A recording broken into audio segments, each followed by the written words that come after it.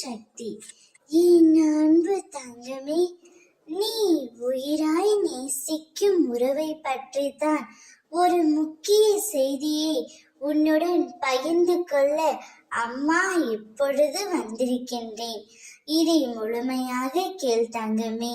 நீ உயிராய் நேசிக்கும் ஓர் உறவை இப்பொழுது பிரிந்து இருந்தாலும் அவருடன் சேர்ந்து இருந்தாலும் ஏதாவது ஒரு பிரச்சனை வந்து கொண்டே இருக்கின்றது. துன்பங்களை மட்டுமே அனுபவித்துக் கொண்டு இருக்கின்றாய். இன்பத்தை தாண்டி துன்பங்களை மட்டுமே உன் வாழ்வில் பெருகி உள்ளது. இதற்கு எப்பொழுதுதான் ஒரு முடிவு வரும் என்று ஒவ்வொரு நாளும் முடிவை தேடி ஏங்கி தவித்து கொண்டு இருந்தாய். ஒவ்வொரு பேருக்கும் ஒவ்வொரு விதமாக பிரச்சனை இருக்கின்றது.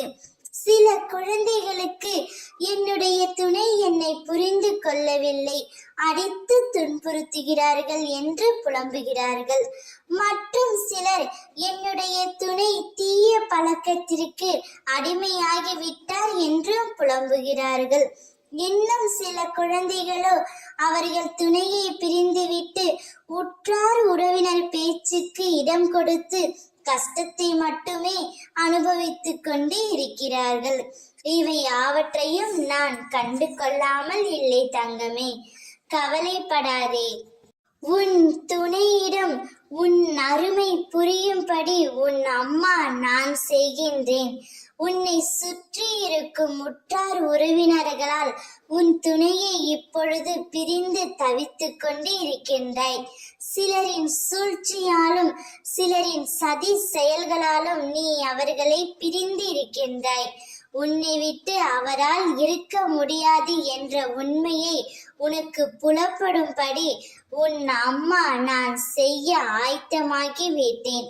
அவரே உன்னிடம் கொண்டு வந்து சேர்ப்பது என்னுடைய கடமை. அப்பொழுதுதான் நீ சந்தோஷமாக இருப்பாய் என்று எனக்கு தெரியும்.